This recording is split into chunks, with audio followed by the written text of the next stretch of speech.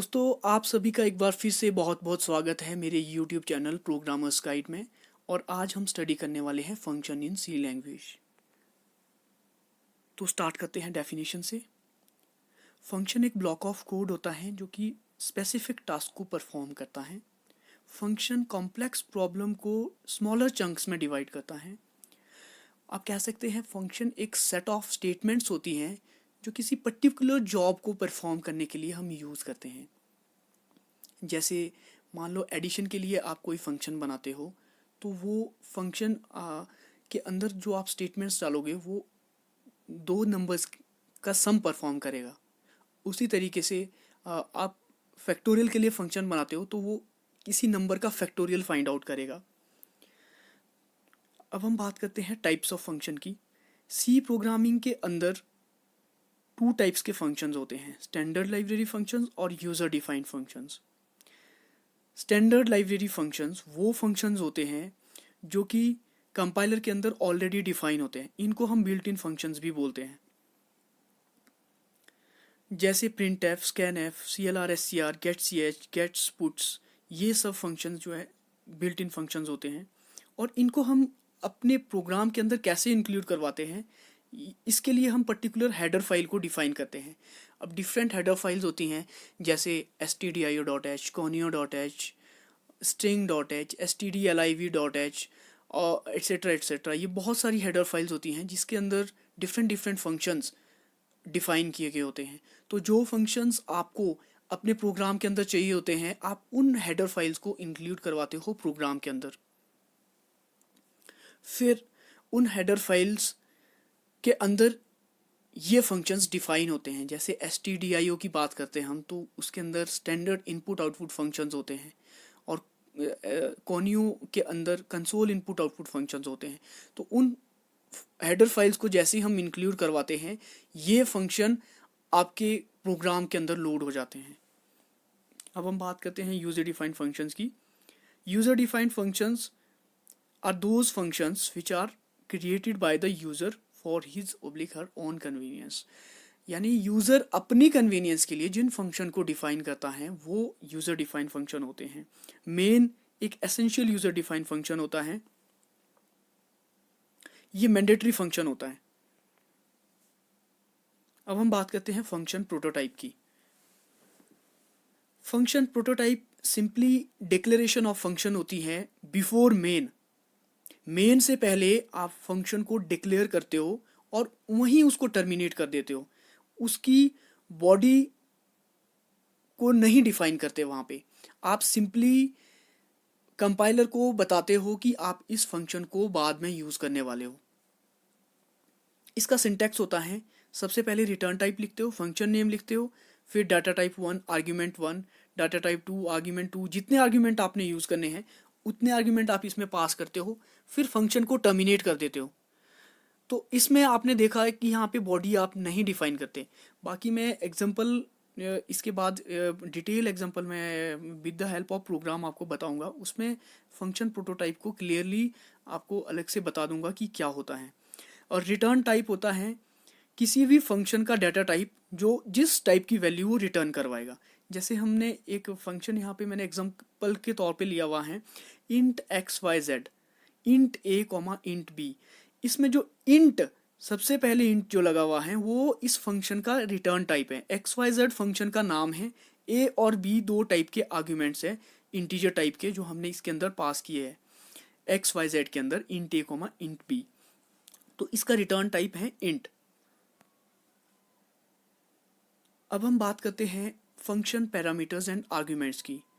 Friends, parameter and argument में जो difference है, it is a frequently asked question even in viva voice or interviews, that what is the difference between parameter and function parameter and arguments. Please understand carefully the difference between parameter and arguments. जब हम बात करते हैं parameters की, तो parameters वो value होती है फंक्शन के अंदर जो हम तब पास करते हैं जब फंक्शन को डिफाइन करते हैं और डिक्लेयर करते हैं। और आर्ग्यूमेंट्स वो वैल्यूज होती हैं फंक्शन के अंदर जब हम फंक्शन को कॉल करते हैं तब पास करते हैं। जैसे मैंने एक एग्जांपल लिया हुआ है void main। मेन के अंदर हमने एक्स वाई जेड को कॉल किया है, तो इसके अंदर जो ए और बी वैल्यूज पास की हैं इनको बोलेंगे आप फंक्शन आर्ग्यूमेंट्स या एक्चुअल आर्ग्यूमेंट्स भी बोलते हैं आप इनको। और जो int X Y Z, int X comma int Y, नीचे हमने अलग से फंक्शन को डिफाइन किया है, डिक्लेयर किया है। डिक्लेरेशन के टाइम में जो एक्स और वाई दो वैल्यूज पास की हैं इनको बोलते हैं फंक्शन पैरामीटर्स। यानी पैरामीटर्स को हम फॉर्मल आर्ग्यूमेंट्स भी बोलते हैं, parameters, function parameters formal arguments भी बोलते हैं हम इनको। और at the time of function prototype के टाइम में जब आप प्रोटोटाइप डिक्लेयर करते हो उस टाइम जो वैल्यूज पास करते हो उसको भी हम पैरामीटर्स बोलते हैं, वो भी फॉर्मल आर्ग्यूमेंट्स होते हैं। और एक्चुअल आर्ग्यूमेंट्स वो होते हैं जब आप फंक्शन को कॉल करते हो, जैसे एक्स वाई जेड के अंदर आपने ए कॉमा बी दो आर्ग्यूमेंट्स जो कॉल फंक्शन को कॉल किया है, इसमें जो दो वैल्यूज पास की हैं ए कॉमा बी, इनको बोलेंगे हम एक्चुअल आर्ग्यूमेंट्स। तो एक्चुअल आर्ग्यूमेंट्स और फॉर्मल आर्ग्यूमेंट्स को मैंने यहाँ पे डिफाइन भी किया हुआ है। The variables declare in the function prototype और definition are known as formal arguments and actual arguments the values that are pass to a called function from the main function are known as actual arguments. एक चीज आपने ध्यान यहाँ पे रखनी है, वो है कि एक्चुअल आर्ग्यूमेंट्स और फॉर्मल आर्ग्यूमेंट्स के अंदर जो आपने वैल्यूज पास की है वो मिसमैच नहीं होनी चाहिए नंबर टाइप और ऑर्डर में। अगर वो इंटीजर टाइप की होगी फॉर्मल आर्ग्यूमेंट्स में, तो एक्चुअल आर्ग्यूमेंट्स में भी इंटीजर टाइप की ही होनी चाहिए। तो अगर आप देखोगे यहाँ पे ए कॉमा बी, आपको लग रहा होगा यहाँ पे हमने इंट टाइप की नहीं ली हुई है, इसमें एक्चुअल में मेन फंक्शन को हमने पूरी तरीके से डिफाइन नहीं किया हुआ है। इसमें मेन के अंदर मैंने पूरी कोडिंग नहीं की हुई है, इसको मैं आपको डिटेल में अभी समझाने वाला हूँ with the help of this example. ये हमने एक प्रोग्राम बनाया है to find the sum of two numbers. आप इस प्रोग्राम को कॉपी कर सकते हैं, लिख सकते हैं वीडियो को पॉज करके, और डिफरेंस पता कर सकते हैं कि फंक्शन की हेल्प से और विदाउट फंक्शन की हेल्प से आप दो नंबर्स के सम को किस तरीके से परफॉर्म करते हैं। अगर आप देखोगे मेन के अंदर मैंने तीन वेरिएबल्स लिए हैं, int x comma y comma s. Integer type के हैं तीनों वेरिएबल्स एक्स वाई और एस। उसके बाद क्लियर स्क्रीन फंक्शन लगाया हुआ है, फिर प्रिंट एफ, यूज़र को आप बताओगे कि दो नंबर को एंटर करें, एंटर टू नंबर्स। फिर आप उन दो नंबर्स को स्कैन करोगे, scan f percentage D comma %x comma %y। ये दो नंबर्स आपकी मेमोरी में, इनके लिए स्पेस रिजर्व हो गया x और y के लिए।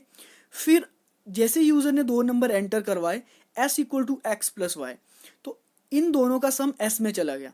फिर print f sum of two numbers equals to %d comma s, और आपने सम को प्रिंट करवा दिया कि दो नंबर का सम ये है, और गेट ch। तो जब आप इस प्रोग्राम को रन करोगे तो आप देखोगे कि दो नंबर्स का सम आपकी आउटपुट स्क्रीन पे आ जाएगा। यहाँ पे हमने सारी कोडिंग मेन के अंदर ही की हुई है। अब मैं आपको बताता हूँ कि फंक्शन की हेल्प से आप किस तरीके से इस प्रोग्राम को एग्जीक्यूट कर सकते हो, सेम प्रॉब्लम को फंक्शन की हेल्प से किस तरीके से सॉल्व कर सकते हो। यहाँ आपने सबसे पहले प्रोटोटाइप बनाया है इंट सम इंट कॉमा इंट, यानी सम एक फंक्शन आप यहाँ पे डिफाइन करोगे और दो इंटीजर टाइप के आर्ग्यूमेंट उसमें पास करोगे, इंट कॉमा इंट। तो ये आपने फंक्शन प्रोटोटाइप बनाया है। ऊपर मैंने कमेंट सेक्शन में लिखा है function prototype having return type int. तो जो ये कमेंट्स होते हैं ये लाइंस आपकी प्रोग्राम के अंदर रन नहीं होती हैं। जितने भी कमेंट्स हैं ये लाइंस रन नहीं होगी, जो रन होगी वो विदाउट कमेंट जो स्टेटमेंट मैंने लिखी हुई है, जैसे हैश इंक्लूड stdio.h conio.h। उसके बाद प्रोटोटाइप हमने डिक्लेयर किया सम फंक्शन के लिए, उसके बाद हमने मेन फंक्शन को डिफाइन किया। मेन के अंदर अगेन मैंने तीन वेरिएबल लिए x y s, clear screen लगाया। यहाँ पे मैंने सम फाइंड आउट नहीं किया, मैंने क्या किया, सम फंक्शन को यहाँ कॉल किया s equals to sum x y। तो यहाँ पे मैंने सम फंक्शन को कॉल किया है और उसके बाद मैंने प्रिंट करवाया sum of two numbers equals to %ds get ch। तो अगर आप देखोगे मैंने सम के अंदर दो नंबर्स को कहीं पे भी ऐड नहीं किया। अब ये सम कैसे परफॉर्म करेगा, इसके लिए मैंने अलग से फंक्शन बनाया, सम फंक्शन नीचे डिफाइन किया है मेन के बाद। इंट सम, इंट ए कॉमा इंट बी, ए कॉमा बी यहाँ पे जो वैल्यूज पास की हैं वो पैरामीटर्स हैं, और एक्स कॉमा वाई जो हमने फंक्शन में कॉल किए हैं वो आर्ग्यूमेंट्स हैं। तो सम फंक्शन के अंदर मैंने इंट सी एक वेरिएबल डिक्लेयर किया, उसके बाद print f enter two numbers, scan f percentage d एम% ए एम% बी, एम% ए एम% बी, ये ए कॉमा बी दो नंबर्स हैं जो कि आपने सम के अंदर as a prototype already declare कर लिए, इसलिए आपने इसके अंदर वेरिएबल ए और वी डिक्लेयर नहीं किए। अब आपने c equal to a plus b किया, रिटर्न सी, इसको रिटर्न करवा दिया। अब जैसे ही आपने c equal to a plus b किया और रिटर्न करवाया, तो जहां आपने कॉल किया था फंक्शन को मेन के अंदर एस इक्वल टू, उस इसमें सम चला गया दो नंबर्स का, जो यूजर ने दो नंबर्स एंटर करवाए थे वो मेन के अंदर चला गया। अब अगर आप देखोगे डिफरेंस कि जो पहले आपने प्रोग्राम बनाया था उसमें कोड बहुत छोटा था, और जो ये प्रोग्राम बनाया है वो इसमें कोड बहुत बड़ा है। तो अगर आप देखोगे कि इफेक्टिव प्रोग्रामिंग क्या है, इफेक्टिव प्रोग्रामिंग यही है जो अभी मैंने प्रोग्राम बनाया है with the help of function. अभी आपको ये कोड कॉम्प्लेक्स लग रहा है क्योंकि आपने सिर्फ एक फंक्शन, एक टास्क यहाँ पे परफॉर्म किया है, लेकिन जब आप मल्टीपल टास्क परफॉर्म करोगे, हंड्रेड्स ऑफ फंक्शन आप बनाओगे और उनको मेन के अंदर कॉल करोगे, तो उसके लिए ये जो मेथड है वो सबसे इफेक्टिव मेथड है। तो आज हमने पार्ट 1 ऑफ फंक्शन में स्टडी किया, फंक्शन आर्ग्यूमेंट्स क्या होते हैं, डेफिनेशन क्या होती हैं, टाइप्स ऑफ फंक्शन क्या होते हैं। पार्ट 2 में कंटिन्यू करूंगा नेक्स्ट वीडियो में। सो आज के लिए इतना ही काफ़ी है दोस्तों। मेरे चैनल को आप सब्सक्राइब ज़रूर करें। Thanks for watching this video and stay tuned with my channel Programmer's Guide.